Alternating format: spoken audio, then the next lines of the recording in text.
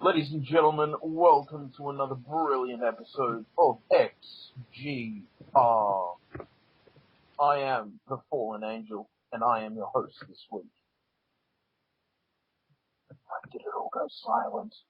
Yay, Fallen Angel, woo! I was waiting to be introduced, yay. Oh no, someone turned their mic off, and I'm thinking, where the fuck did everyone go? Yeah, I had my mic muted until I was ready to speak. Where are you calling from?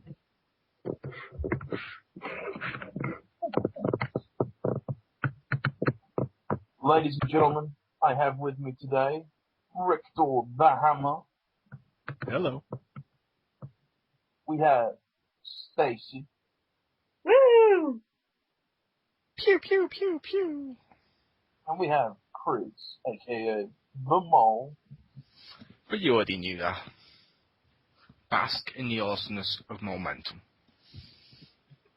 Well, ladies and gentlemen, let's start with the news, and I'll go first, so I know that I'm not copying anyone. They'll be copying me.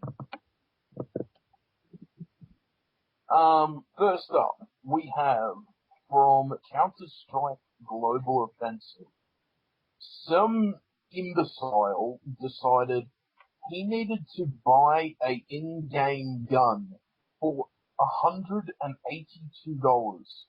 That's right, $182 for a digital gun that he will never touch. Hi, Crispy. Wow. Typically, the gun goes for less than $3. $3? You paid $182. What stupidity? He's just really stupid. To be fair, people pay for worse. Look at the armor in World of Warcraft. The horse armor. I thought that was in, Oblivion? yeah, Oblivion. Yeah, I thought there was also some sort of mount armor or some shit in World of Warcraft in recent years that sold for a shitload of money. Who knows? Yeah. So yeah, that was stupid. Even something more stupid. THQ files a lawsuit against EA and the UFC. Before it filed for bankruptcy, the UFC Undisputed Series was one of THQ's most lucrative franchises. Now EA has acquired the rights to the game. THQ is claiming that underhanded dealings between the three companies have left them out of pocket, resulting in THQ filing a lawsuit against them, against their UFC's parent company, Zupa. Whoever that is, I've never heard of them before. According to the lawsuit filed by THQ, it's settled for $10 million in exchange for the termination of its license and all intellectual property rights to the UFC game brand in 2012. But now, THQ is claiming this transfer was fraudulent. When THQ was in the process of trying to find a buyer, it approached EA. THQ now believes that EA contacted Zufa after the fact to convey its internal financial information. THQ is claiming this information affected its negotiations with Zufa, resulting in a settlement which was actually half the actual value of the UFC video game franchise, $20 million. So, THQ is now suing them to acquire what it claims is the true value of the franchise. The true value of the franchise plus interest. Any comments or thoughts on that? Interesting. Is this going to be enough money for THQ to return as a company? No. No, they'll split it however many ways they so choose and run away. They'll give it all to the people they owe money to. Yeah. Okay, next bit of news. And my third and final bit of news. Assassin's Creed 4 Freedom Cry DLC. The DLC that everyone's been waiting for. Not. You get to be a black slave. Yes, that's right. A black slave who becomes an assassin. Yay. Okay. You get to experience, the life of Otherware. He becomes the first mate on Edward Kenway's ship, the Jackdaw. I believe it's the DLC is placed 7 years. No, was it 50? The DLC takes place in 1730s, about 15 years after Black Flag. So for 15 years he's been training to be an assassin, pretty much. So I believe you get to play him a little bit as a kid when he gets taken into slavery, and then it skips to after Black Flag where he's actually become an assassin, and you get to play as him then as well. I believe the DLC is only coming out on the PS3 and Xbox 360 because the Wii U sucks.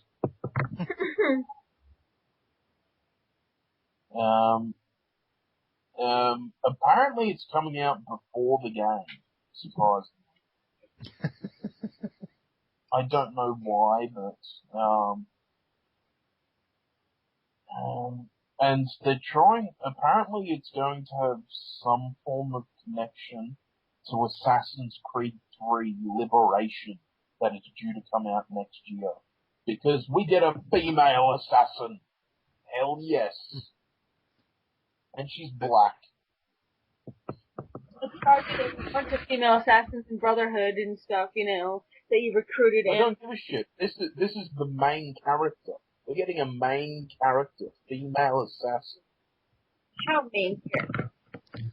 It would be major because the other ones weren't tied to Guy in a Box's main dramatic woe is me Twilight-ish with assassin story. Yeah, her name is Aveline. It looked pretty fucking awesome when I got to see the trailer for it. So that was good. I also like how it's still meant to be tied to the Guy in the Box, right? You mean Desmond? Desmond. It's still meant to be tied to him. He showed in the first game... Yeah, hold on. Just so everyone knows that Desmond has absolutely fucking nothing to do with this series anymore. Really? Yes. We were told at the EV Games Expo, in the big live preview of the game, that it is no longer Desmond who is the one entering the Animus. That's fucking stupid. Because what happens is, it's basically you. You're playing the person who is entering the Animus.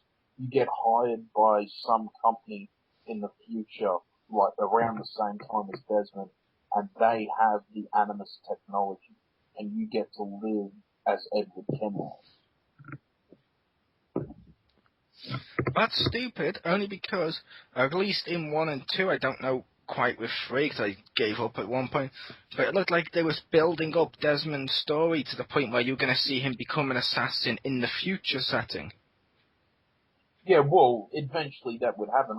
I haven't finished Assassin's Creed 3, and I know there's a big ending with Desmond. I don't remember what actually happens with it. Video games need to stop getting into the main characters. It's stupid. They've said he will probably show up at the end of Assassin's Creed 4. And sort of nod to the other one, like, congratulations on your Tokyo drifting. Or he'll kill you. Yeah. And then take your powers like the Highlander.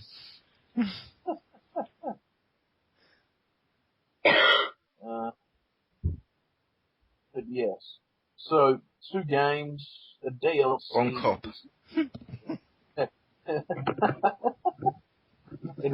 It's looking very good for the next couple of years for the Assassins, especially with all these pirate ships. Nice. And pirates are interesting. I wonder if Yeah. we'll get a ninja one soon too, so you can have pirates and ninjas. I would not be surprised at all. Ada Whale is a hyper-capable assassin who listens to his heart and conscience. Everything is permitted, takes on new colours when contrasted against the harsh conditions of slavery under the French Code Nord in the 18th century Saint Dominga. I think that's how you pronounce it. And his assassin costume looks pretty fucking cool. His weapons, I believe, are a pirate sword of some form and a sawn-off shotgun, I believe, maybe. So he has the same powers as Jack Sparrow in Disney Infinity. Yeah, if you want to have a look at the picture. I thought you would have made a comment about Kage. I know you like Disney Infinity. Yeah, sort of. So yeah, they've released a season pass, Nice. which will be available for purchase at the launch of the game on PS4, PS3, Xbox 360, and PC, and will include the below downloadable game content at a 20% discount. And as people know, while we record, we sometimes have people in the conversation with us. The Crispy just asked you, Fallen Angel, how about his hidden blades? It looks like he might have them, but I doubt it. It looks like he's got them because he has got some gauntlets on his arm, so he should have them. In the face, you're gonna see it. Because it is an assassin's tradition. So yeah, with the season pass, we get Freedom Cry, which is the story about Ada becoming an assassin. The exclusive Kraken ship pack, only available to season pass owners. This pack includes personalization elements for the Jackdaw, new ways to personalize the player's pirate experience. You get additional single-player missions, weapons, skins, and collectibles, and more multiplayer mayhem. Unlock new characters for an even more expansive multiplayer experience. Unfortunately, we had the creative director from Ubisoft Montreal at the EB Games Expo, and he reiterated what has been said multiple times from all the different creative directors, that we will not be getting naval combat multiplayer. At least not yet. Fair enough. So, on to whoever wants to go next. I'll go next. I only have 3 little bits of news.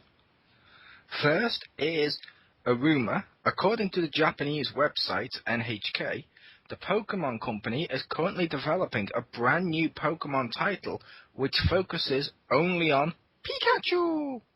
The title is said to have started development during the summer.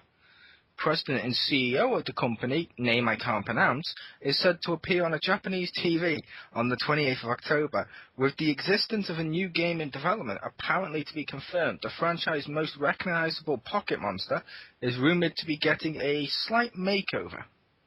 Hey, you Pikachu too. Yeah. Well, I wanted it to be the spiritual successor to Hey You Pikachu called Fuck You Pikachu. And you just yell at him all day. Only if we come out with a yellow emote so you can actually do the fucking accent. How about you, our resident Pokemon fan? I'm just talking to you, Kage. I am.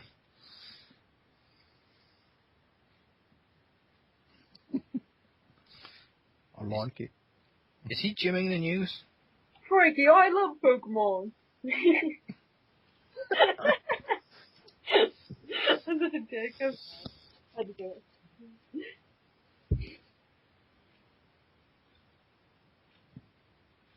What now? You're supposed to be paying attention during the news. Was I? Whoops. Yes. But I said my piece. Yes, but you're meant to listen to everyone else's if you're going to host. which was, I mentioned the Pokemon Pikachu game. Yay! That was close. I thought you'd have some sort of thoughts or opinion on it. It'll be interesting. I'd like to see Electric Yellow. Just saying. If anyone's listening. I'd like to see that. Pokemon Yellow was awesome. Okay, my next bit of news. The PS4 controllers will be compatible with the PC at launch, with basic functions, Sony said.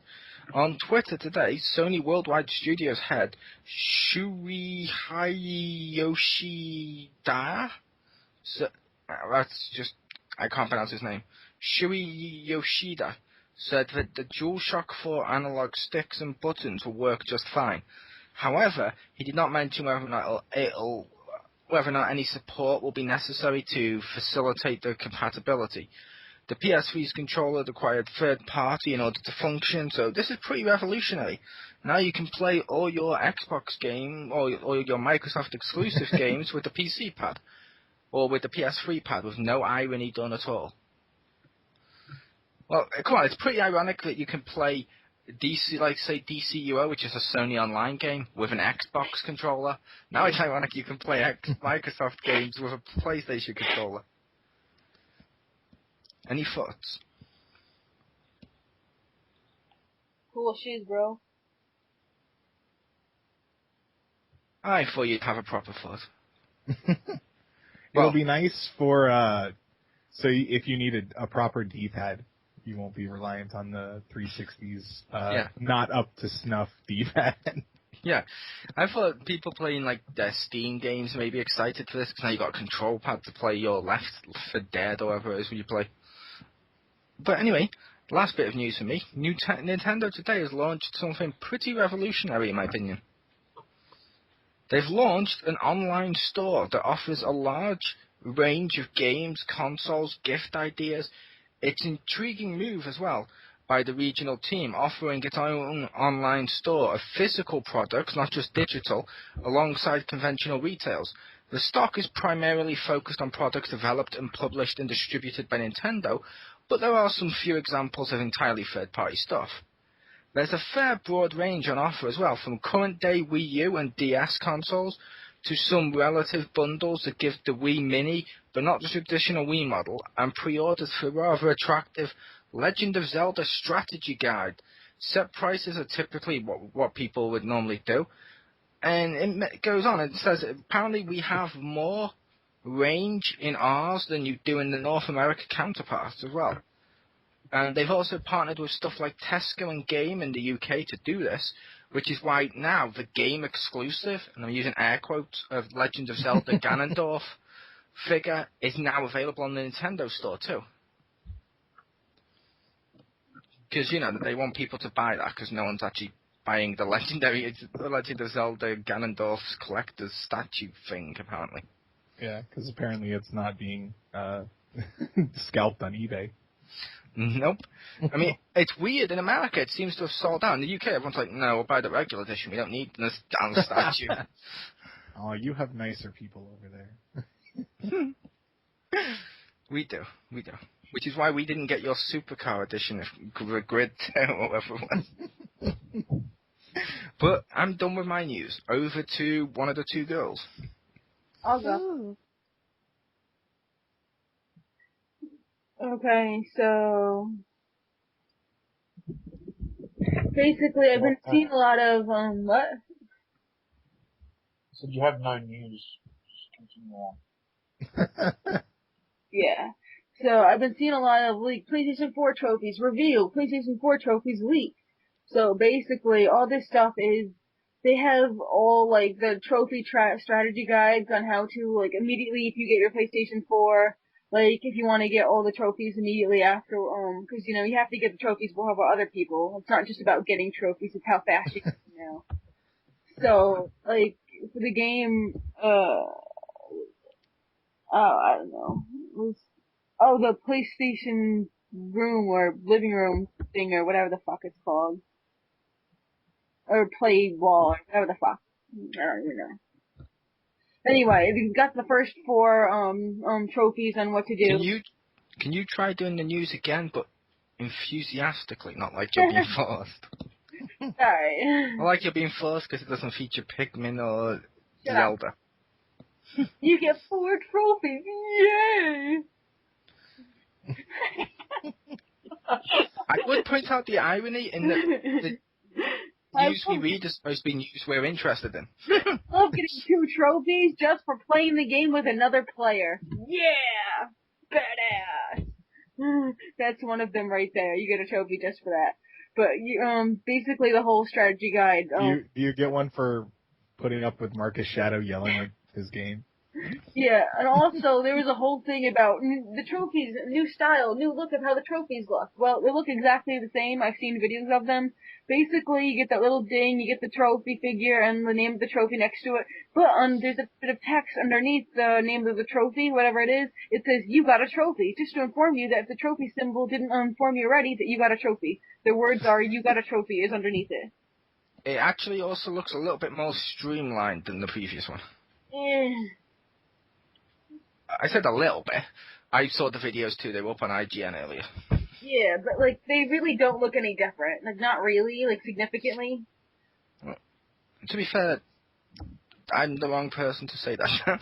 I don't like trophies and achievements. I think they should just be banned anyway. I'm like okay with them, I guess. Like I mean, I don't love or hate them, but like the fact that it says you got a trophy underneath your trophy, it's like because I totally needed that. The visual representation of a trophy wasn't good enough. You needed to put it in the word form as well, you know. So you must hate The Legend of Zelda, where he holds up the items and it says Link has found them and tells you what the item was anyway. That's Legend of Zelda, you know. It's completely different. That's legacy. You can't undo that. Yeah.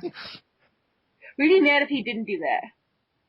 As long as it has the noise, I don't care what it writes. As long as it goes the doo-doo-doo-doo, then I don't really care what it writes underneath it. Exactly. Polished turd. Congratulations.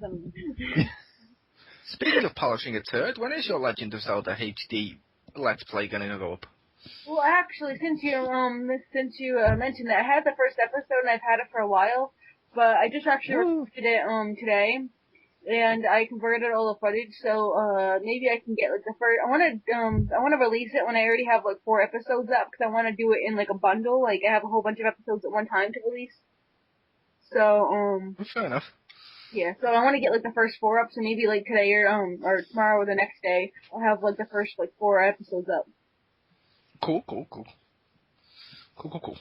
Yeah. All right. So there's that. Now here's another interesting thing. Just a little tiny mini news. John Carpenter says he wants to direct a video game that's horror-based. So, wouldn't that be cool if he did? I think that'd be pretty cool. I mean, it could go really, really bad, or it could be really, really good. So, I think that'd be awesome if he did it, and it works out. Because it has the potential to be good, but it also has the potential to be terrible. And it has a list, just in case you're interested, of some of his favorite games, which are Bioshock, Dead Space, and The Last of Us. Oh, and he likes Silent Hill and Borderlands 2. So he likes more action and storytelling than actual survival horror. Yeah. Not that interested. I don't know, I just think that it would be interesting to see what he produces, you know? So, there's that. Yes. Okay, and then, I only put this in yesterday because apparently I put up almost not like a theme, but, checking up on my old list and following up. Well, I mentioned the Red Cross last week, so the Red Cross this week, they basically said that, they want Modern Warfare and Call of Duty to be more realistic, and they said that you should be punished in real life for, the war crimes you do, so, maybe you'd have to make a new character or something, because that character is now, a criminal. Or maybe you'd have to actually become a doctor and, stitch up some of the wounds you inflict, or, I'd have to say, that's actually not bad. I wouldn't mind a more realistic version of those games. I mean, me and Victor were joking before this came up of running through a sea of bullets and knifing someone in the face. More realism is needed in those games. I would that'd be actually kind of cool if your character would get arrested and you had to make a new one. They said you get arrested for war crimes and you have to make, a new character and have to start up from the bottom rank or whatever because, like until they commit more war crimes, and then they get arrested again. And then maybe hopefully they'll pass a law in game that teabagging is a crime. However, there was one really interesting like quote or a question that was asked by the person interviewing the people from the Red Cross. They said, "Isn't like third world third world people more of your kind of focus? You should probably be focusing on like third world countries and like starving people and people dying in reality. People still needing assistance. Maybe finish what you started in reality before worrying about the virtual world." Because again, people who like do things because of video games and then do that stuff in real life, that's first world problems. You're still focused on third world problems, so keep on. Ironically, it could be both. It could be. Because those people doing those crimes, and like let's say, for example, Dark Knight Rises, where the guy shot up the damn cinema, idiot. But he shot up the entire cinema and killed a bunch of people. I'm not saying he's an idiot because he went to see the Dark Knight Rises, Richter. I'm saying idiot. I know, but that doesn't help his case.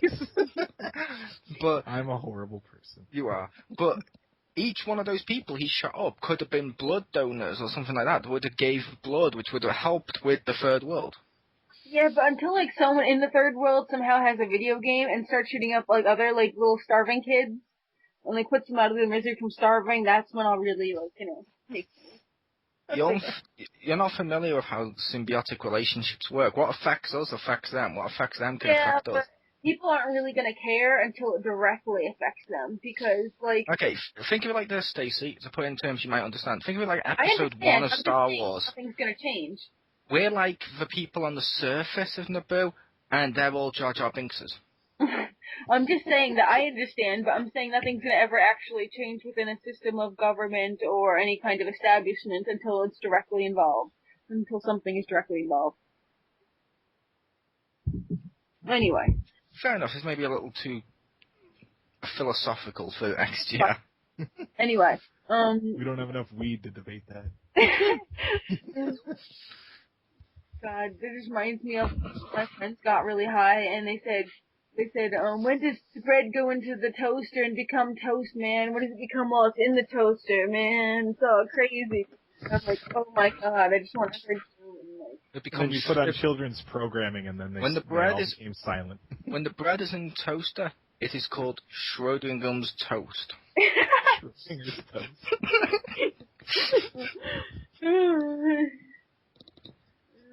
Nice. New shirt. That should be the title of this episode. Schrodinger's toast. XGR number whatever. Schrodinger's toast. That should be on the title card for when we have to come up with the stuff. It says just, haha, banter this week. It's Schrodinger's toast. Alright, so I think it's, whose news next? Mine. The head.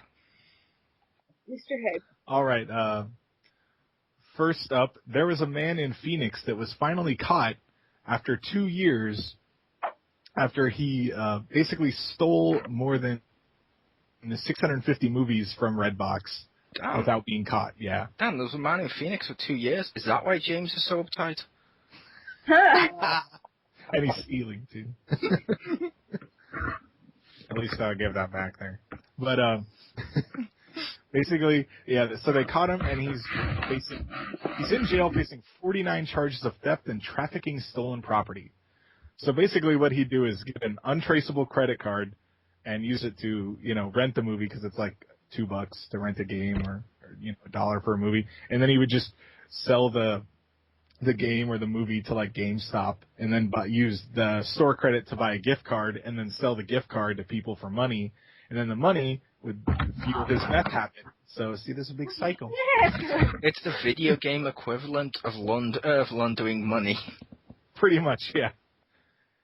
And when I read this, I was like, well, they better go to the GameStop that he was selling them on, because I've rented from Redbox. It has a sticker in the middle that says Redbox, and if a guy shows up, like let's say yesterday, we record this on Wednesday, yesterday with Beyond Two Souls, and it has a Redbox sticker in the middle, he probably didn't buy that, and you probably shouldn't let him trade it in.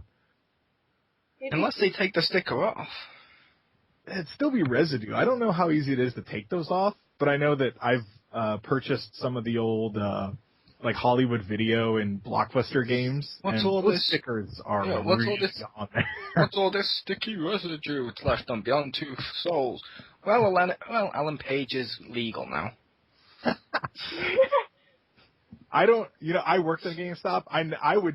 That would be even less incentive for me to trade that in. I'd be like, no, just no way, dude. And I just dump Lysol in my hands. It could also be admitting that I have a really tiny penis. Yeah, that's it. No, you wouldn't be admitting to have a tiny penis to come all over a video game box. It's on the disc. Oh, I thought you meant on the actual box. No, they don't. No, the red box sits in like its own little special thing. They basically only give you the disc. Wait, so how are GameStop trading it in? I don't know about over there, but over here at Game, if they get really anal, you're not allowed to have scratches on your disc, you're not allowed to miss the instructions, you need to have the exact box, or they don't trade in. Now, they can sell it you without the instructions and scratches on it, that's fine, but they don't take it in like that. No, over here, GameStop does not require any more the instruction booklet or original box. They did years ago, but yeah, or years ago they used to have a different value. Like you'd get more if you traded in all the stuff. Wow. Yeah, over here they stopped caring. They should care. It encourages people like this. Yes, they should. Although then they wouldn't take DS games anymore because they've actually, as of I think 2 months ago, any DS, like not 3DS, but just DS game cases they were ordered to throw them out to save space. So yeah, if you like complete stuff, don't buy DS games at GameStop anymore. Wow, that sucks. Yeah. Next bit of news, we'll just sandwich this in here. Kurt Schilling, who was the head of the former 3/8 Studios, responsible for Kingdoms of Amalur, which is now free for PlayStation Plus members, and is a good game. Definitely check that out. But that studio went bankrupt, and he's also in personal bankruptcy and selling off some of his stuff. And there was an article that showed some of the stuff he's selling. Some of it's pretty funny, like a fake plant or a Hummer golf cart, pink Christmas tree, and a custom lawnmower that has tire chains on it. Yeah. You were just mowing your grass the other day. You should have got that. I know. I should have went all the way over to, I think it's like Rhode Island or whatever it is, and just bid on that. You should have. You're a video game fan. You're a fan of his work. You should be like, yes, I want your lawnmower. I should. But he also has 2 custom Nintendo DSs up for sale. You should got his Christmas tree. It looks kind of small. Actually, no, that looks pretty big. But I already have one. I don't need a really bad-looking pink one. We always have one for outside and one for inside. I'd want that Hummer golf cart. That's what I'd want, for no reason. It probably also gets half a mile to the gallon.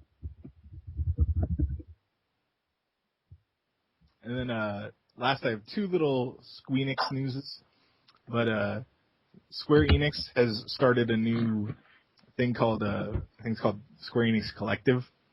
And what it is basically if you have a game idea, you can pitch it to them and people will vote on it on their site. And if enough people are interested in it, then they will actually pursue putting a team together and putting it on Kickstarter, basically, to crowdfund it. And you're allowed to use some of the characters that they own properties to. Unfortunately, nothing that's actually Squaresoft or Enix, basically the old Eidos stuff. So, yeah, probably not Hitman and probably not Deus Ex, but any of the other stuff that nobody cares about, you can include that character in your game. Cool. So if you really liked Fighting Force, you could try to make a game with them in it. See, I will admit, I kind of like this, that concept, because it's like, yeah, like you said, it's like Kickstarter meets Steam Greenbox, I think it is. Greenlight. Greenlight, that's it. Steam Greenlight. It's a mixture of those 2 together. Gives people exclusives to actually put in there as well, which, that's kind of cool. I think that's a cool concept and it could help the industry. Yeah, it's a nice step in the right direction. I just find it funny that they're like, oh yeah, you can use some of our characters. Well, not the ones we care about. You can use the old ones. But yes, if it works out, I think that's kind of cool, and it'd be nice if more studios did that. Capcom, because I'm pretty sure there are lots of studios that have games that they no longer give a crap about the IPs, Capcom. But it'd be nice to see some games from them. And then last tiny bit from the files of games nobody cares about, except me. Squeenix also announced that action RPG Drakengard 3 is coming to North America and Europe next year. It'll be on PS3, and reportedly it will be $50. So not as surprising because 1 and 2 did come here, and we also got Nier, which is kind of a spiritual successor somewhere in there. I forget what number the creator considered it, but that's kind of cool that we're still getting it, because, yay, the first 2 were pretty good.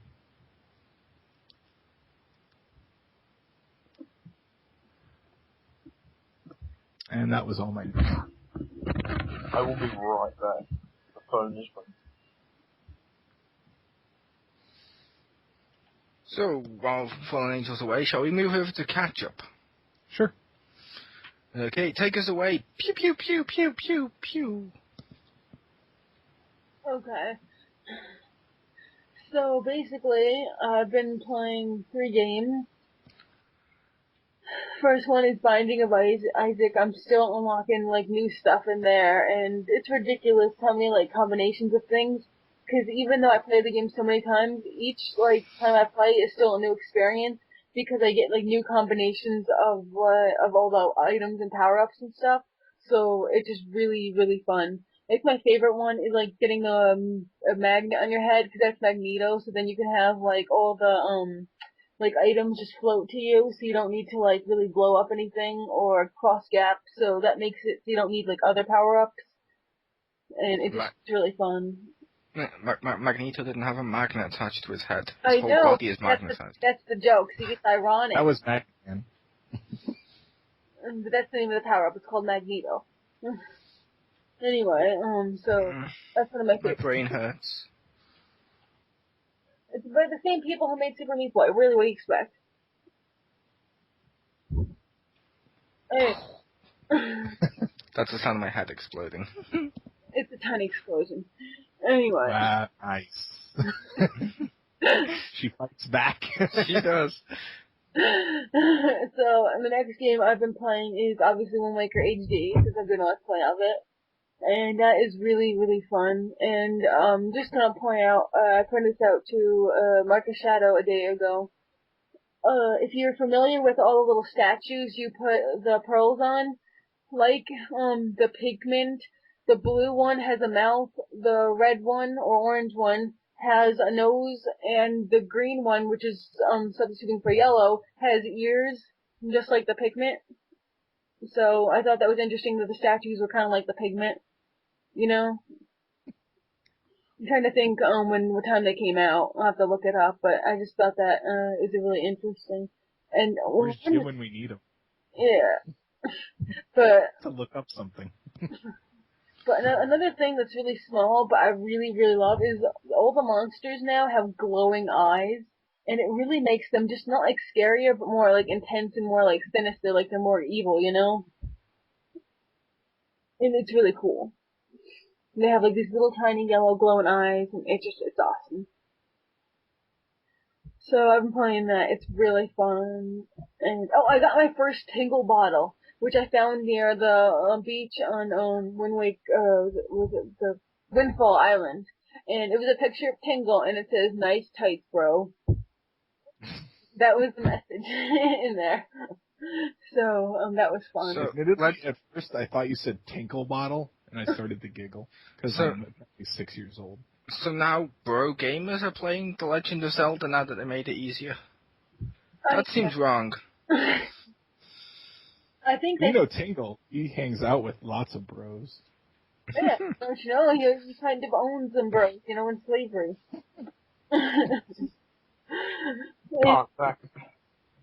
Anyway, the other game I've been playing is Zombie U, because I'm also doing a let's play of that, so I'm kind of doing 2 simultaneous let's plays, try doing that.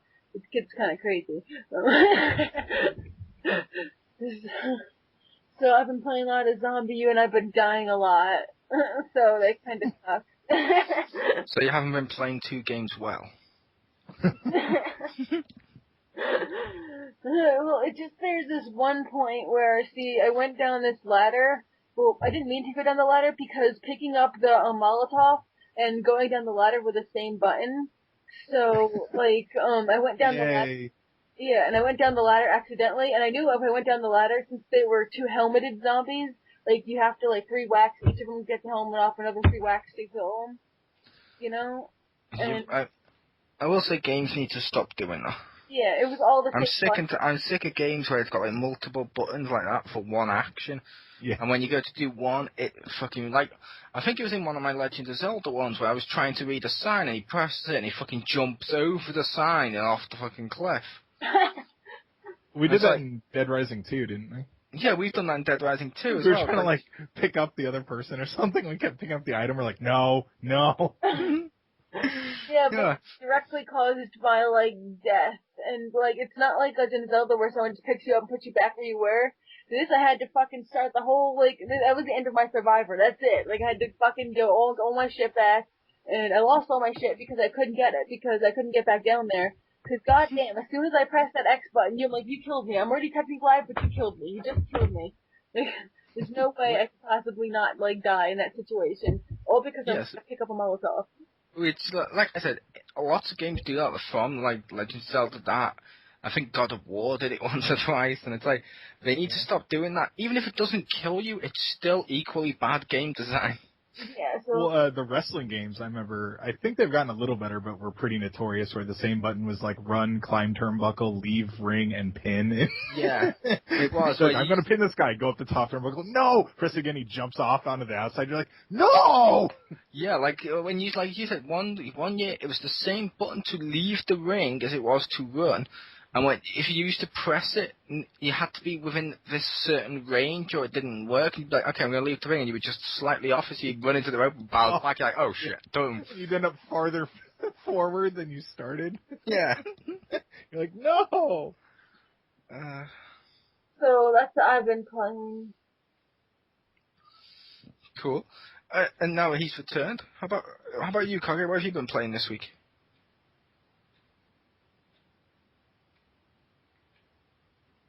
Okay, how about you, Victor? All right. Well, first up, since I didn't, didn't mention these last week, but I want to because I played some multiplayer in Wonderful 101 and Scribblenauts Unmasked. I do. And playing those games because I want to play them. And I said I played the multiplayer portion, and don't do that. They're not good. Like, for Scribblenauts, I had to wait for Marcus to type something out, which is fine. You know, I kind of understand that. But at the same time, you know, he's like, who do you want to play as? And I'm like, I don't know, because I don't know any, like, very few DC characters. I'm like, Booster Gold. And he's like, all right, you can fly. And I have to wait for him to type that in, and it takes a little bit longer than it should. And then I can possess okay, so you have to point the Wii Remote at the screen to like, select them. And then once you select them, you have to turn it sideways, classic style, to use it. So it's like Metroid, whatever the Wii one was. I forget.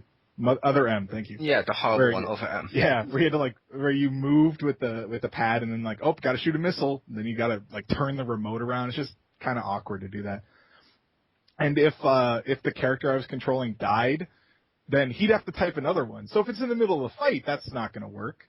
Or I'd have to possess something he made. So he's like, oh, I'm gonna solve this problem, and he makes like a rock or something, and I'm like, okay, so I just possess the rock, and I'm really slowly jumping with it, because otherwise there's nothing for me to do. Couldn't you have just typed in Booster Gold, clicked on him, and typed in and then gave him an adjective, or whatever you want to call it, of invincible? Because I know that's one of them, so you could have just made it so you couldn't die. That would have been a good idea. I didn't think of that. But or couldn't he have typed in his own name and made another version of himself that you could play as? Maybe. Does that? I don't know if that would work. Now you need to try this. Yeah. In the at least in the what was it? The one before that. What was it called? Unlimited. Unlimited, yeah. And the Unlimited one, you could both make a shortcut for the name of a character you really like, so you could just make it like you could just make Mr. Gold like B. So you just, every time you type in B, you don't get a guy who tries to read your list. You just get a person who can fly and be awesome. Also, you can make a bajillion Booster Golds and put them into your inventory, so every time you die, you just take out another one. That would have been nice. So you can observe those, see what you might want to mention to Mark. Maybe he Okay. could. Yeah, maybe he could still do that. And Like- but then there. Oh, sorry. Go ahead. I was going to say, next time you're there, which is probably tomorrow, Thursday, you should totally try that. Totally try seeing if you can type in like Maxwell or whatever it is, and see if you can make another version for him to play, for you to play as. I will consider It'll that. be evil Maxwell. Well, when you make a second one, the second one is evil. But if you possess him, he won't have the ability to draw, but he will have the ability to kill Maxwell, the original. Yeah, but if he possesses him, wouldn't he then be good because Richter's possessed him? Therefore, he's not evil. Therefore, He'll have Richter would be able to help the other Maxwell. He'd have angry eyes though. So, Well, I would try to help because my last problem with the game was the targeting was absolute garbage. oh, that So must I'm- be fun playing with Marcus. Yeah. So I'm Cyborg at one point, who, as you know, is a DC hero. I wasn't like Mirror version or the Injustice version where he's evil. I was like Cyborg, and there's villains beating up a person. I'm like, I'm gonna go help. So I hit the button, and Cyborg shoots his laser at the victim, and I'm like, that's not helping anyone. Thanks, jerk. Like routinely, I would like hit the attack button like facing, well, as best I could, facing the assailant, and then I would either shoot Marcus or like the victim, and I'm like, what is going on here? And I just had to run up and punch him and hope that it would work, and usually I would get murdered, and then Marcus would then get murdered. Like it was, I don't know what they were doing, but That sounds amazing. yeah. And also, Wonderful 101, game's okay, but the multiplayer, it's, good lord, that's really hard. Because you're really small, and that game requires really precise timing with blocking and dodging and stuff. It's not forgiving at all. And when you're really small, and like, there's lots of people running around, and especially, they attack off screen a lot. So like, you're just sitting there and just, bam, this thing flies at you, and you're like, oh, that would have been nice to know that I had to block that, but it's, the guy's like, he's off the screen, so I can't tell until it's way too late, because you have to do it way too far in advance. Well, And then a lot of time, yeah. Oh, they should do that. Is semi-split screen. Allow Marcus playing as player 1 to use the gamepad screen for him. I'll give you the TV like Call of Duty did and let you play with like the Pro controller or something to, boom, you're good to go. That would have been nice. Well, also, when a lot of times both of us would get hit, and I don't know if you played the demo at all, but if you're hit at all, or if you get near enemies, your people get knocked out and you have to go pick them up again. Yep. So sometimes I would go and pick them up, and then I would end up picking up most of them. So I'd have like 30 dudes around me, and poor Marcus would have like 3, and he'd be like, "You stole all my guys." I'm like, "Sorry, there's just a big lump of dudes. Sorry, I don't have time to like count them, Sorry, that was an accident. You should be like, I'm sorry, but nobody likes you. See these people like me. You stole my people. Why did you steal my people? That's for making me a rock. Yeah. I didn't steal them. They came to me. But yeah, I'm the hero they deserve. You merely adopted the hero. I was born into it. Yes. Well, what the So, hell yeah, do you expect me to do? No, you have my permission to die. You need to say that next time. What the fuck? Yes. Why? Why did you do that? Now, Marcus, now you have my permission to die. And then just leave him. Just keep dodging so they'll hit him. But, yeah, other than that, I don't know, it was okay. Next up game I played was Ares for the Xbox 360. It was a digital title. It's basically a slightly upgraded version, extended version of a 2-year-old PC game, which I actually did play. And if anyone remembers, I don't know which XGR it was, but I did mention playing the PC one a bit. So I believe I asked you to like God of War. Oh. No, it's not. It's more like Mega Man or... Ah, nice. The mighty number 9, or if it's coming. Yeah. You can shoot in like 360 degrees, kind of like the new Contra. So it's cool. kind of like a mix between that, but it's okay. The jumping is a little spotty, like sometimes it didn't seem to respawn, and it's a pretty short game, but overall it was okay. And next up, I played Disgaea D2, which I mentioned I was looking forward to last XGR, and that so far I'm in chapter 4, I believe. I don't know how many there are, Last time I think there were 12, but in the first one. But that game's awesome. Obviously not for everyone because it's a strategy RPG, but awesome game. I will probably talk more about that next week, just because I talked a lot about silly Scribblenauts. And yeah, because we didn't talk about Scribblenauts enough last week. Yeah. But yeah, I know, I'm keeping a streak alive. But but last until my one when I killed the streak. You know what you should do to make that's why I'm doing it. not die? Like in Scribblenauts, you should just like create an entire army, like have like the entire like Justice League, and I mean like extended Justice League, like like everybody like there, like every single hero, like boom there, and you can like save that like as a group. Like when you type that in, so you just type in like one letter, like JL or something like that, and then like 60 heroes will come behind you. The best one to type is Green Lantern Corps, because all you need to do there is just place one lantern and they all fucking appear. There you go. But that's what you need to do, Rick. Mm-hmm. When you're playing Scribblenauts, you want something that won't die, type in Matt Hardy. But, sorry, you were talking about... I think that's in Scribblenauts behind, or beyond the mat. It will be. But you were talking about Diarrhea 2. Honestly, no, I finished. Solomon Grundy.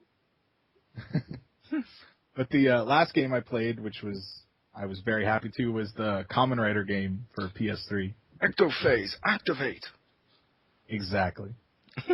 Mask Rider, Super Blue. Mask Rider kicked ass in the 90s. I don't care what people say, I like them. Unfortunately, that one's not in it. It's basically the newer ones, which I wish it did have the older ones, and I wish it had the secondary writers.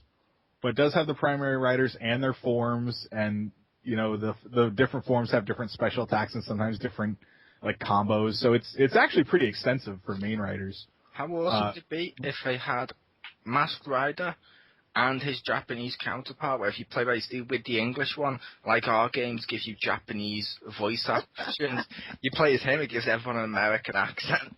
Or an over-the-top one that's basically like the Double Dragon Pro-Op edition. That's that thing with that Japanese kid who rides a car or something, the monkey's in the back seat or in the trunk or something. Like that thing where they talk. Oh, Speed Racer? Yeah, isn't that what you're talking about, right? No. Right. He's talking about Kamen Rider, aka Masked Rider, which is basically, it's like Power Rangers, but they transform into an insect and have an energy sword, save the day, then go back to their foster parents with a little pet called Phoebus. And they also have a talking car, but it's not Knight Rider. That's a combination of everything. Yes. It's like you with your Let's Plays. It's a jack of all trades, master of none. Wow. I'm okay with that, actually. You're okay with that? It just means I'm Mario, I'm sort of kind of good at everything, but I'm really kind of, like average and mastery of it, See, I would disagree with that, only because Mario is still the best platformer. Yeah, that's his one good thing. He's good at platforming and knocking up princesses. All of his stats. No, he's terrible at that. That's why she goes to Bowser. I don't know. Mario's stats are always average. Yeah, Mario Jr., little baby Mario, that has to be his son, right? Either that or it's Bowser's and he's overcompensating by dressing him like himself. I thought it was two time differences. Like, it's baby Mario, like past Mario, and like it's baby Luigi, it's past baby Luigi, It's like, it's in the past. It's not their kids. It's been, like, in a different time period. Then how did they play golf together? Because it's called Paradox, They got the TARDIS and everything. That's not how golf works. Golf does not have the retardus. Not over there, it does over here. Yes. How is that game? Is it like I imagine? Which game? I'm imagining it. I'm imagining the Kamen Rider game to play like Bleach. Was it Shattered Souls, or whatever, the one that was like Dynasty Warrior kind of? Soul Resurrection or whatever. That's it, Soul Resurrection, I think it was. It is a lot like that, yeah. Nice. It's definitely like a Dynasty Warriors. More so like Sengoku Basara. I know that means nothing here, but it's pretty fun. You just cut down tons of dudes in the 4 stages available. That's probably one of the things I don't like, is that there's very few stage like designs, but you know, the core is really good. There's a lot of stuff you can play as, and the enemies are fairly well represented. But and another stupid thing, in the opening movie, basically the latest writer at that time is there, and the other writers like fight him. I don't know if they're mind controlled or if it's not really them. I'm not sure, but he's like fighting them off like 2 or 3 at a time, and he's like holding his own. So to put this in terms that like that Marcus Shadow or Jim Phoenix or even probably you, Mole, would better grasp, is that picture if they released this for Power Ranger Samurai, and what was his name, Jaden, right? The Red Samurai Ranger? Yes. Picture if he was like basically fighting off like Jason and Tommy at the same time and like with no effort. Like he could actually hold his, that'd be retarded. Like you'd be like, that is stupid. He couldn't do that. But other than that, it's cool. Like, no one can beat Tommy. But I don't know, Goku managed to fight off both Frieza and Cell as a little kid in GT. that's not canon. No, I don't. Okay, Gohan managed to punch Frieza through the chest and one-hit kill him in the movie. That was awesome. I love that part. Which is also not canon, featuring Hitler. Yeah. But at least he got strong. You know, like Goku's really strong. Yeah, that makes logical sense of it. It'd be like Triple H pedigreeing 3 people at once. You'd just be like, come on. You mean like Triple H burying the tag team division? Yes, it'd be like that. Be like, that's worse. Which actually happened. I miss you, Paul London. Oh, man, I forgot about that guy. He was cool. The guy that was grinning when Vince blew up. Yeah. Weren't we all? Nice. But yeah, that game's really fun. I did unlock all the writers so far, so I got to finish the story mode, because that was my primary concern. I was like, I want to unlock everybody. But I would recommend it to fans of Kamen Rider, so if Tachi is listening, I would definitely recommend getting this. Or sorry, Aeon Rider. Hello, Aeon Rider. We hardly ever say hello, Aeon Rider. I know, it's true. Poor Aeon. Our big Aeon audience. Yeah. I don't... The good Australian. But yeah, that was my catch.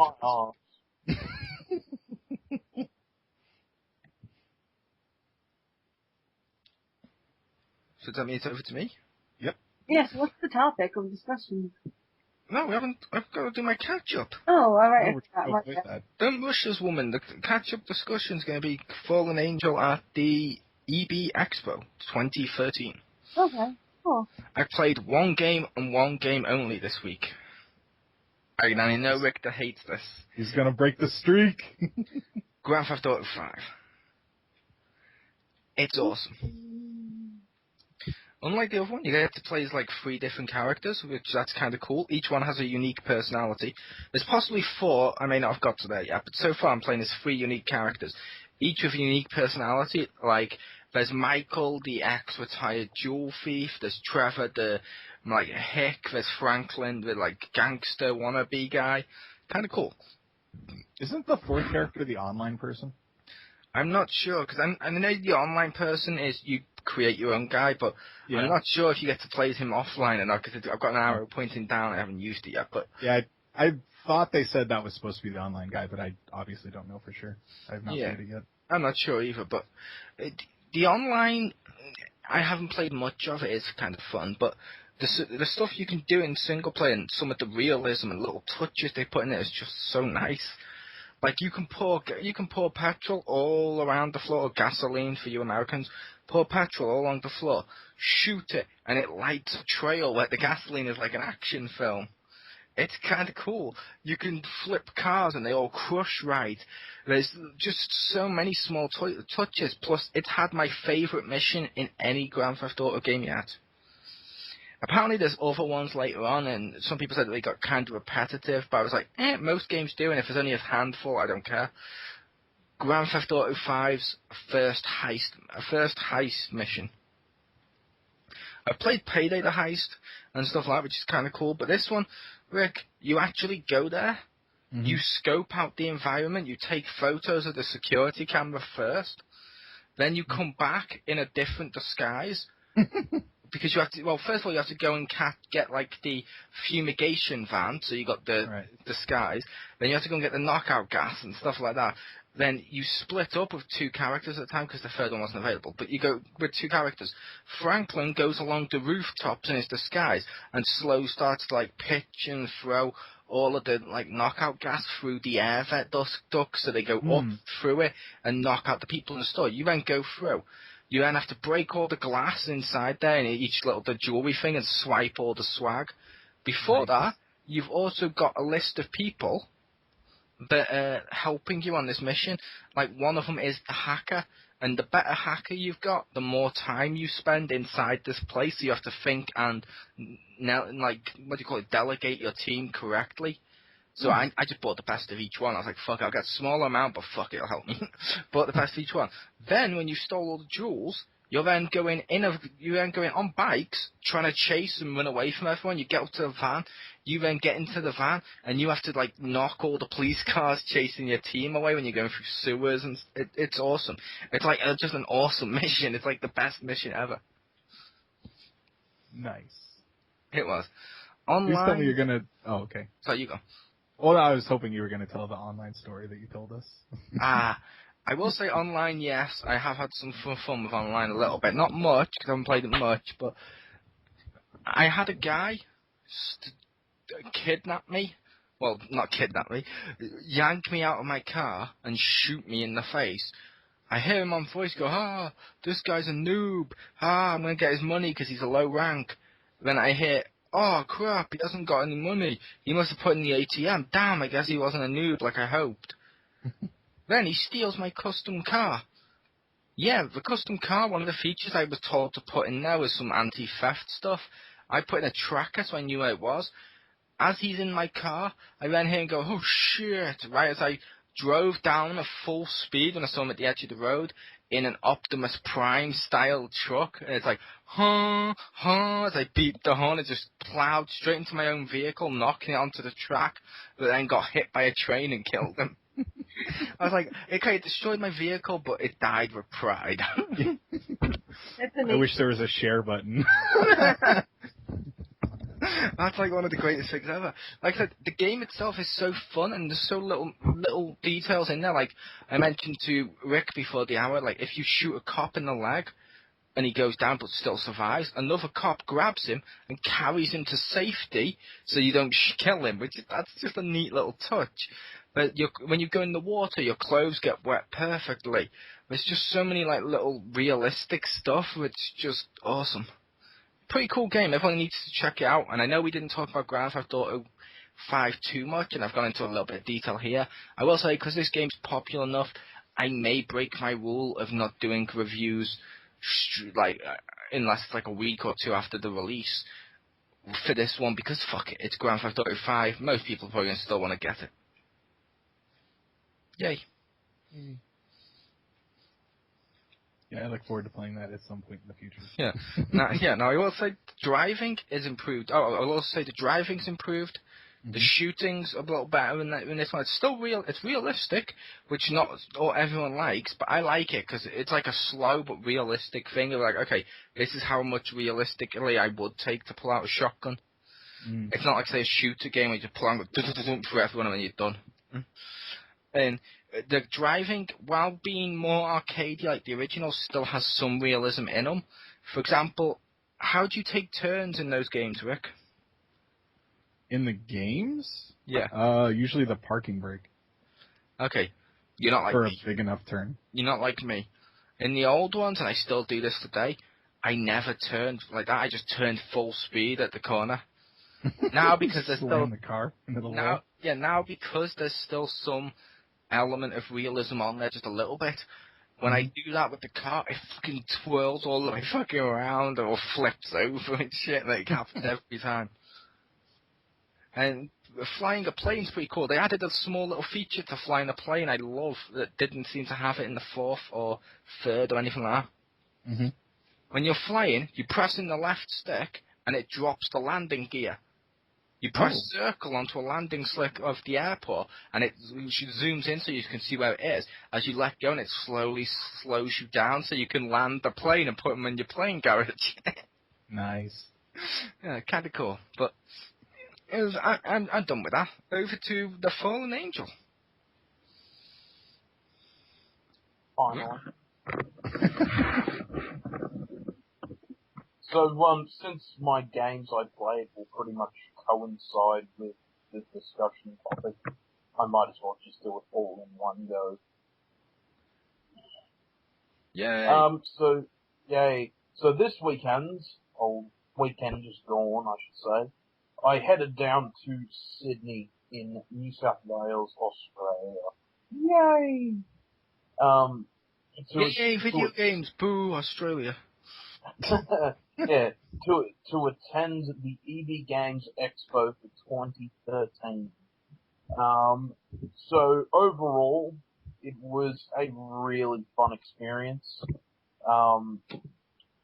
There were bits where I thought it lagged a little, where it just felt like it was dead, sort of. But like once you got up to the actual game stations, like to play all the games and everything, you could feel the vibe that was going around the room. It was really exciting and everything. On I the love the first fact day, that you said the phrase game station. on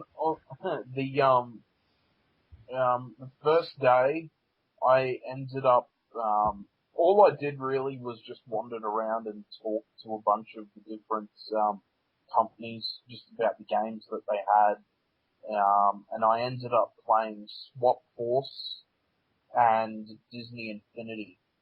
With Swap Force, we got to run around with a few different characters that they brought to the show.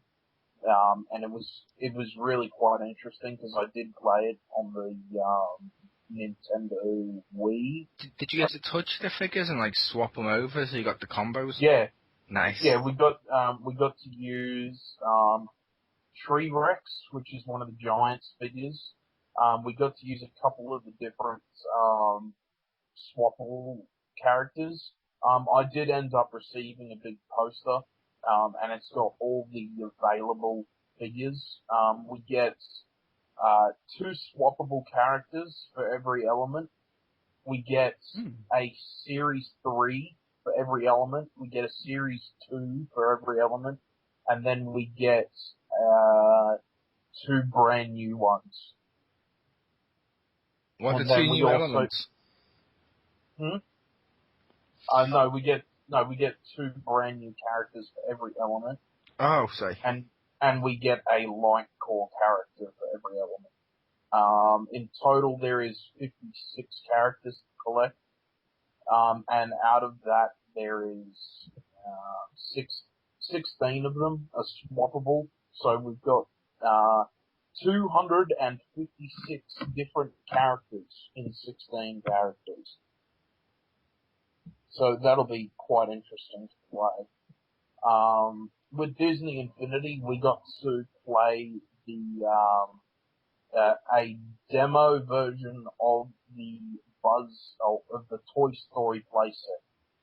The Toy Story playset is set on an off-planet world. It's not actually Andy's bedroom, unfortunately. So it is basically a Buzz Lightyear game. Yeah, it's pretty much Buzz Lightyear. Like you've got all the little aliens scattered around the planet and everything. Does it have the little does it have the little robot space ranger, the little robot one? The little robot space ranger. From Buzz Lightyear, the cartoon show. I have not seen that, so I'm not too sure. But from what we saw, no. Because all we did in the demo was try to set up his moon base, basically. So that was a really interesting thing to do. On day 2, I ended up playing. The first thing I did was get in line for Pokemon X and Y, because that was one thing that I didn't want to miss out on. And once that line got going, it'd take. It was only it wasn't a long line, but it wasn't short enough. Like it ended up being 2-3 hours long at any point. So to get in there nice and early was really good. I only had to wait for probably about 15, 20 minutes to have a go. It was a little Nice. quick, yeah, it was a little quick demo version. You got to play with one of the starters. It was, shit, I believe it was Froakie, or I think it depended on which 3DS you were actually using. But so we got to play that. I think they said it was about a 10, 15 minute demo, but I went through it pretty quickly because I didn't really bother with all the extra stuff that you could have done. I just went straight on, and you get to battle with Professor Sycamore, and he gives Is he you related? a Is he related to Tree Rex? no. Professor Sycamore is he's the professor for the region.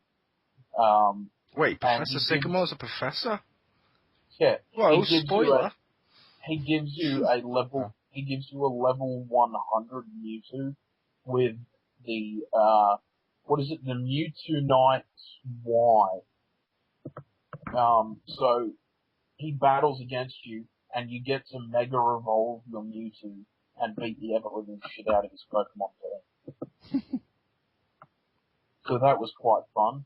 What else did I do? Day 2, I ended up watching a preview for Thief. Thief looks awesome. I now have it on pre-order. It will be that good. I still haven't considered getting a PS4 or an Xbox One yet. Get a PS4. On day 2 and day 3, because it was that good, I went and played Rise, Son of Rome on the Xbox One. Holy shit. The graphics on that were epic. I know, they're really good. The graphics were unbelievable on that game. It was ridiculous. And the controls are just that easy on the game.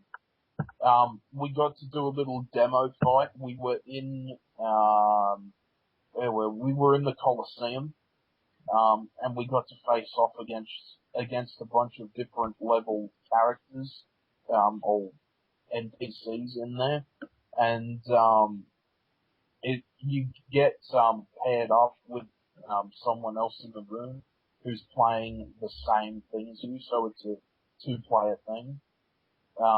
And I think it lasted for about 10, 15 minutes each round. But we kicked ass. We did not lose a round, so that was quite fun. You get to pick from, 4 different gods, and each of them gives you a special ability. I can't remember which button you've got to press because I don't use an Xbox controller all that often. I just pressed a random button, and out comes this big, massive circle of flame, and yes, that kicked the enemy's ass. I got to play. We saw a preview of Thief. Not Thief. What am I thinking there? Watch Dogs. We got to saw a preview of Watch Dogs, and they showed us a few different abilities and different methods that you could use within the game. Nice. I don't know if it was online or actually in the game itself. Basically, you're a hacker. I believe his name's Adrian Pierce. You're a hacker, and you can hack CTOS, which is, you're based in the city of Chicago, and the city of Chicago is all run by CTOS, and you can hack the CTOS to control traffic lights. You can look through cameras. You can hack into people's personal information. You can get into their bank accounts and steal their money, which is quite cool. Can you change their Facebook status? Who knows? Who knows? They didn't know that. But what happens is there are also other hackers within the game, and they can hack you. So they showed us a demo where this person hacked us, but we found them and we stopped the hack. But then after that happens, you can actually lock onto their location and go and hack them. But once they detect the hack, they can now chase you down because they know where you are. And you've got to wait until the hack reaches 100%. And that means you've completed the mission. Nice. So if they catch you within that time and they shoot you, then the hack will stop and you fail. An interesting thing about Sleeping Dogs, by the way. I'm not sure if any of you guys seen this recently. They're already planning a sequel or spin-off game. Fair enough. Interesting. Yeah, they copyrighted, what the hell was it? I think it was something like Triad Wars or something. And it's going to be set within the Sleeping Dogs universe. Yeah. Because on day one, I went to the Ubisoft presentation in the big hall, and they showed us Assassin's Creed 4 and Watch Dogs. So I saw a bit more Watch Dogs than a few other people probably. So Watch Dogs is now on pre-order. Yes. Nice. Assassin's Creed 4. Mother of God. I played that on day 2. You do a simulation. You get, you get to take down a fort. So you're on the jackdaw and you've got to take out these 2 towers. You also have to stop incoming ships, that are trying to take you out as well. And then you have to land, next to the fort it was, and then you've got to climb through the fort and you've got to find the captain and kill him. Nice. And A game where you have to destroy 2 towers? That's going to shatter records in Afghanistan. Wow. sorry, Rex. Wow. Jeez. Amazing. But yeah, so you've got to take out, well, they're basically the 2 catapults that are stopping you from landing. So you've got to take them out. The aiming system is a bit weird, but I got used to it pretty quickly. So that was quite interesting. I was just randomly firing off the cannons to see if they would hit, and one of the guys from Ubisoft comes along and says, "Oh, this is how you aim," and then I got it pretty quickly, so that was alright. So I ended up capturing the fort, and that was pretty good. And that's on pre-order as well. Yes. I play. What else did I do? I got to play Battlefield 4 on day 3. That was actually quite interesting. We did a 16-on-16 battle. It was, we regrouped into teams of 3 or 4, and we'd show up on the map. Anyone in green was in your squad, anyone in blue was your team, anyone in red was your enemy. And the objective of the game was to drop a bomb on a target that was your enemies. And we had to eliminate 3 targets. It was China versus Russia. Do you mean like actually going up to him and saying something like, "Oh, I'm a god 555. What's the matter? Couldn't you be original and come up with a name that didn't need numbers? Pipe bomb." No. Dropped an actual bomb. Damn. The bomb, you can carry the bomb. You can also load the bomb onto your boat or jet ski and take it around to the different islands that you could get on. Should also be worth pointing out for people, the open beta of Battlefield 4 is now available for free on PlayStation Network. You should all totally go and check that out. Yes, you should. It was that good. I pre-ordered it. Yes, I did. No. I got my you're lying to us, Cocker. You wouldn't do that. No, I did. I did, actually. And I got a free satchel with Battlefield 4 written on it. The funny thing was that nearly everyone pre-ordered it on the Friday, and they only had 500 bags. So when I pre-ordered it on the Sunday, they had none left. So they pulled the one that was the display one off the wall for me. Nice. Thinking, yes, that was really Good news for you with that too. If you do decide to get a PS4, you can upgrade that version for like $10. yeah, it's pretty good actually. I believe it's $14.95 or $19.95 in Australia. Nice. To upgrade it. The first thing I actually did on day 3 on the Sunday, Activision had their Swap Force presentation in the big hall, and on the Sunday was also the family fun day for EV Games Expo. So there was that many kids there. Oh my god! And I don't know if it's the same now as it is here, but it looks like you, Kage, may be in the same boat as the Crispy. Why is that? He wants Assassin's Creed 4, he wants Battlefield 4, and he wants the wrestling game. They all come out the same day. Yeah, I know they all come out here, and we've got a midnight release for them at our store. Yeah, which means they all come out the same day. Oh my god, you'll be dropping your shitloads of cash in one day on the free games. Yeah, it's gonna be nuts. Luckily, I've got the money for it. Nice. Yeah, so, with the big Swap Force presentation, they, it was so bad. It was so bad.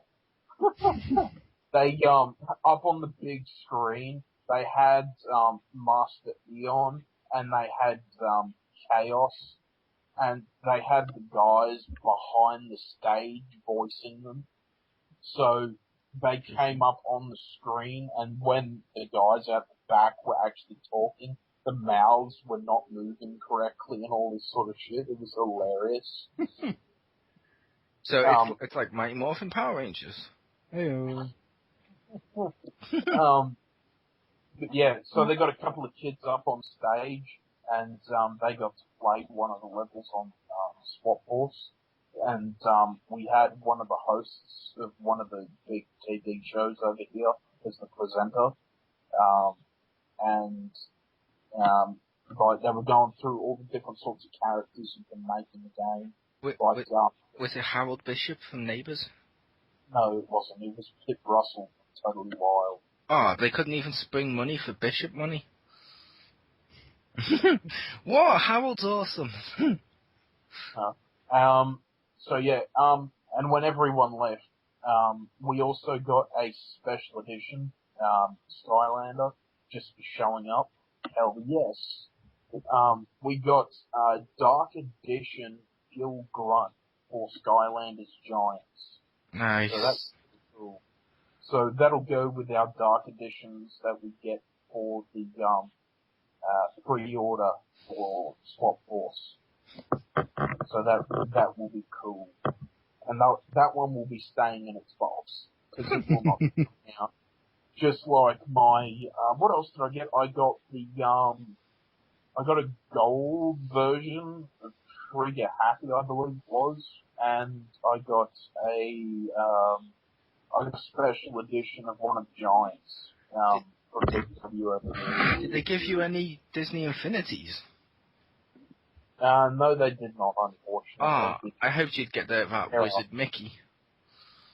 No, he doesn't come out until January next year. He doesn't, but he was given out at a convention in America, so I thought you guys may have the same thing. Unfortunately not. It would have been awesome. But they didn't have a big, they weren't one of the big presentations, unfortunately. Fair enough. Yeah. So yeah, that was quite, they did have all the characters on display, for Disney Infinity. Jack Skellington and the Toy Story and the Toy Story playback. They're both coming out October 31st for Halloween. The Wreck-It Ralph characters, and I believe the Wreck-It Ralph characters, the Frozen characters, don't want it. I think that was the Wreck-It Ralph characters and the Frozen characters are coming out November 22nd, and Sorcerer's Apprentice Mickey is coming out January next year. Nice. That's the information I got from the staff. So that was quite interesting. Did you play any Mario Kart? I did not. Ah, Smash They, Bros. yeah, I actually went and watched it, because they did have Mario Kart 8, playing on the big screen. So I went and watched that a little bit. I went down and saw a little bit of the, League of Legends National Championship match. So that was pretty good. Nice.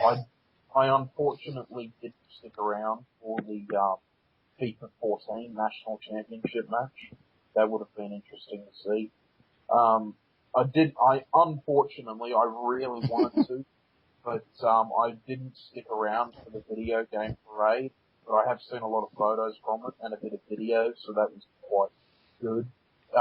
From the looks of it, it wasn't really all that big. There was a few members of the 901st. Nice. So that was quite good to see. The 501st kicks ass. Yeah. There was actually, there was a really good Obi-Wan Kenobi and Anakin Skywalker. Mother of God, they looked awesome. And during the video game parade, there was just an empty float that went by with Capcom written on it and just a DLC sticker on the top. Wow. But yes, overall the experience was really good. They had a big mega store there. It was 4 times larger than last year's store. Apparently, I didn't get a chance to ask anyone if it was actually that big, but I have seen photos, and I guess it probably was. Could this and PAX become an XGR annual tradition?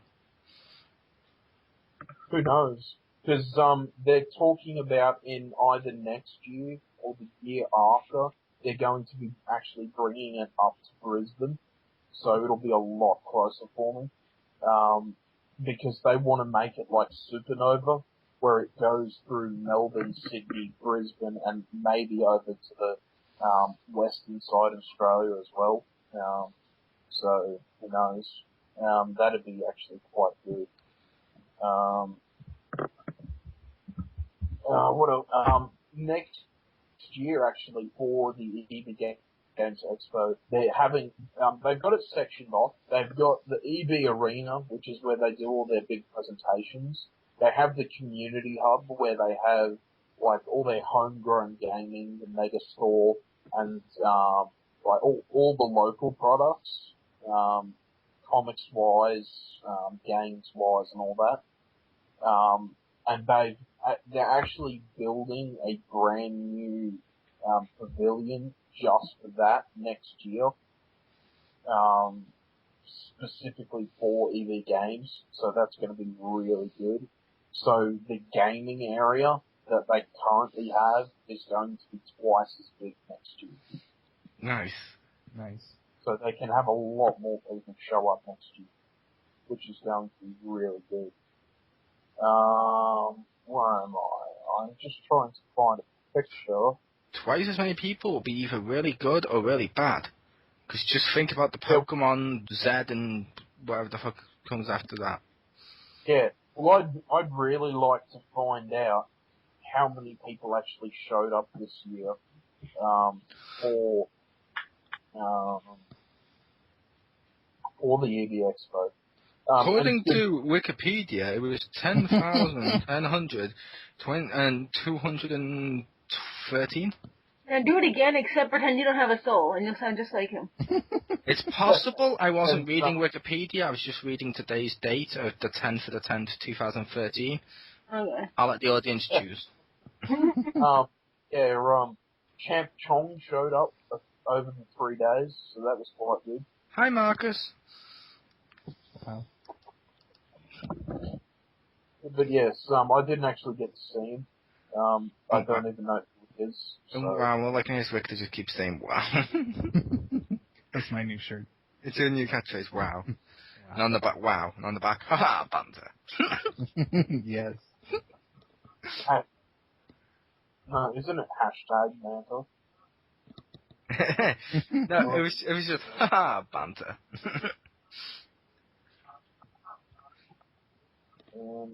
Let's see if I can find a good picture of what I found. So, it was how we had cosplay competitions each day, and there was Did your Crash Bandicoot cosplay win? the bingo did not win. But you were Crash There was, Bandicoot. You should have won. there were, this is probably the closest anyone got to a bingo. Oh no, I'm gonna regret this, but.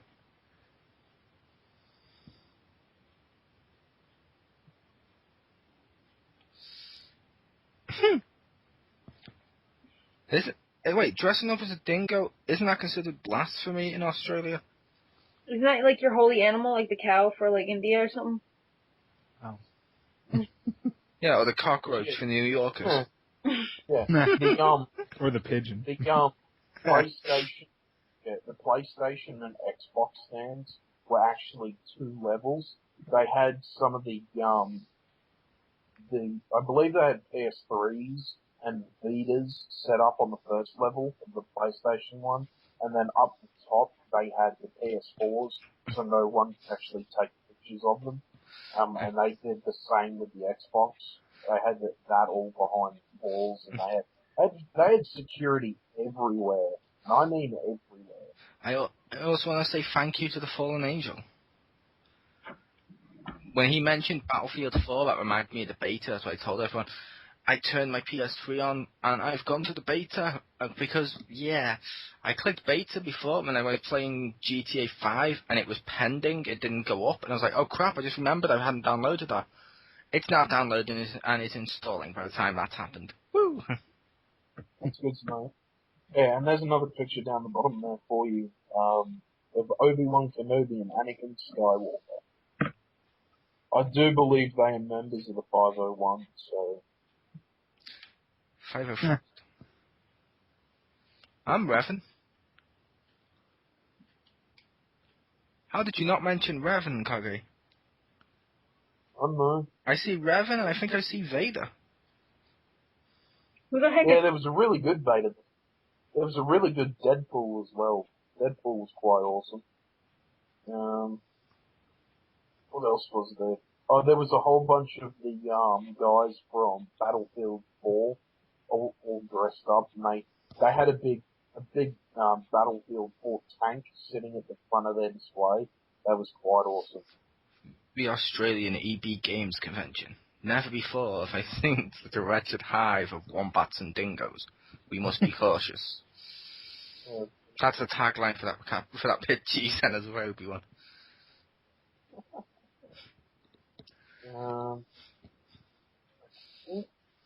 I think that's pretty much nearly all my news for the weekend. I do actually have a bit of news that I didn't say earlier that I'm going to say now, because it technically is related to games, and then the other piece of news is also related to it. Oh no. Pokemon X and Y broke its streak date, because there was a bunch of fuckheads in Canada who thought it was awesome. I do believe it was Canada. I'm not too sure. It was actually Canada or America. I cannot Did you just remember. blame Canada? Yeah, you may want to be careful insulting Canada. We have the Queen of Hearts listening right now. Oh, well. Canadians don't care. Yeah, well, it was either Canada or America. There was a few game stores that decided, oh, we got it early, let's release it early. And then, because they've broken the street date, a lot of, there's actually been a few other stores that also broke the street date because now legally they can't be sued. Why? Because once the street date is broken, then that's it. The first person to break the street date is the one that can get sued for it. They should all be able to be sued for it. They all did it. That's a stupid rule. Yeah. So yeah, we pretty much know everything about the game now because it's all on YouTube, and I mean all of it. Nice. So I've learned who all the gym leaders are, what their badges are, who their teams are, the Elite Four, the league champion. Did you find out who was their daddy and what did he do? Our mommy says our daddy is a real sex machine.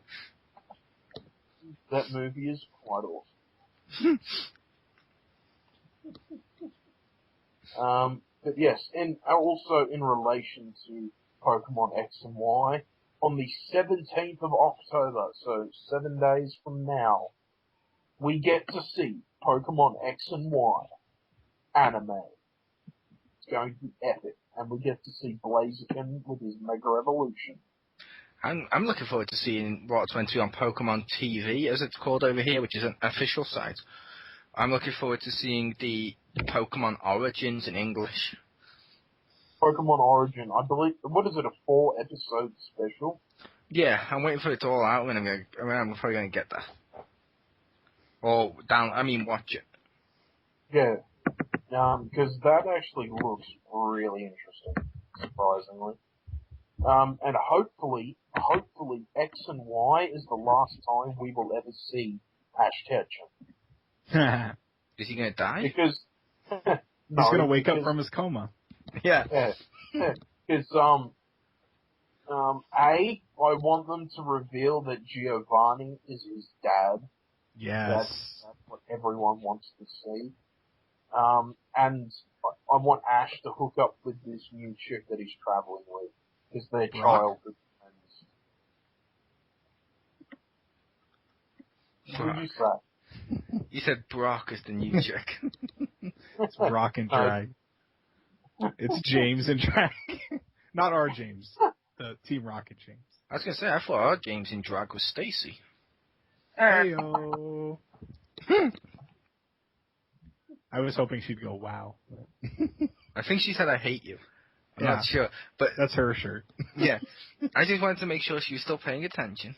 I'm always paying attention. Because, Kage's all want, and I'm like, yeah, that's cool, whatever. I'm sorry, bro. Need more ponies, I have no idea what that meant. Sorry. You ever watch Charlie Brown and seen like the little people, the teeth and stuff? That's it. Yes, but then you said something about a pony, and I don't even know what's going on. It's a meme. Cool story, bro, but it needs more ponies. No, Richter doesn't watch Charlie Brown. Seeing a little bald-headed person always have bad luck, like someone moving a football. It just rang a little too close to home for him. Where do you think they based it off of? Yeah, that's you as a kid. Playing football with Marcus, where he moves the football. God damn, targeting you fall on the floor. No way, dude. Like that happens once. Then the next time I kick the person. You don't pull that football crap on me twice. Here's a picture of the Skylander setup they have. That's from up on top of the PS4 display. They have the boat from Wind Waker.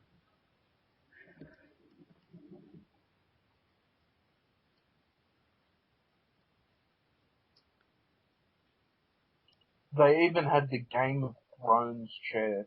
That was quite awesome. Nice. Because Warner Brothers had a big setup. Oh yes, Batman, Arkham. Yeah. Technically, not to nitpick, but wouldn't the Game of Thrones chair be, I don't know, a throne? It's in the title. Song of Fire and Ice? What?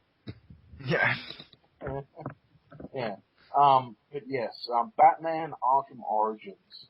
That actually looks really good, surprisingly. I'm both looking forward to that and dreading that, as I mentioned to Marcus. I'm dreading it, as they mentioned they want it to be more like Arkham, a city or an asylum, so it's more combat-based. I don't like the fact they've already announced story DLC, because I'm like, wait, does that mean you're leaving stuff off deliberately, or it's going to be on the disc DLC? And it's got multiplayer in a series that didn't deserve it. It's almost like they've taken the Batman games and decided, fuck it, let's put everything people hate in it. Where's zombie mode? That'll be the Blackest Night DLC pack. Okay. I don't know if it actually is one of them, but it wouldn't surprise me at this point. If it is, you heard it here first, folks. Yeah. Us making crap up is revealed. Why not? It worked for me getting Lemmings the movie. That's true. Oh, wait, no, that was Schindler's List. My bad. Wow. Stop wowing. What the hell? Does anyone want to see Deadpool in a tutu? I don't want to see Deadpool anything. Aww. I'm sure Geeky Girl would like to see Deadpool in a tutu. Well, I like to say Yes. Deadpool in anything, so it doesn't matter. But yes, that's pretty much all I have to say about that. It was a really good weekend. There were things that I think they could definitely improve on in the overall scope of the Expo itself.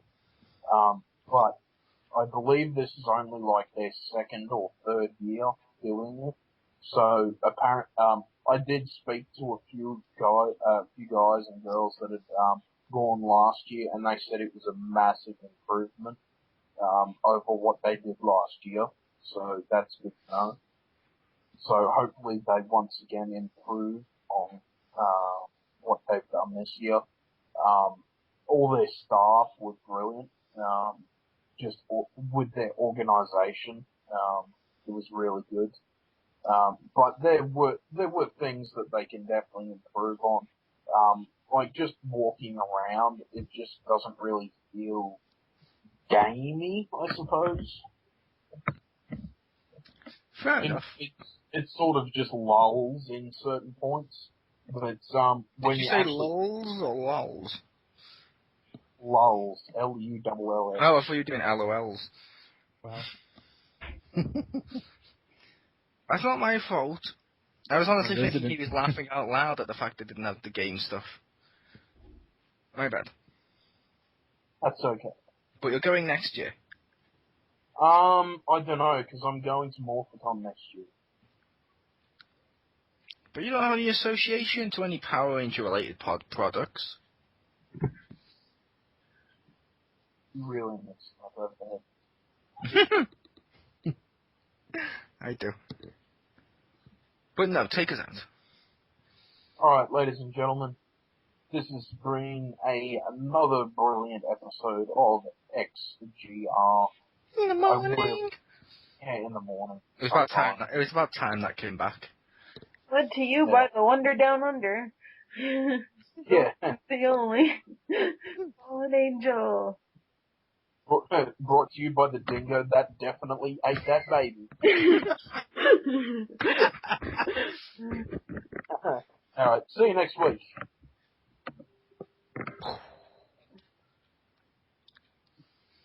Plus those other people. Did you end the recording, Stace? What? Did you end the recording, Stace?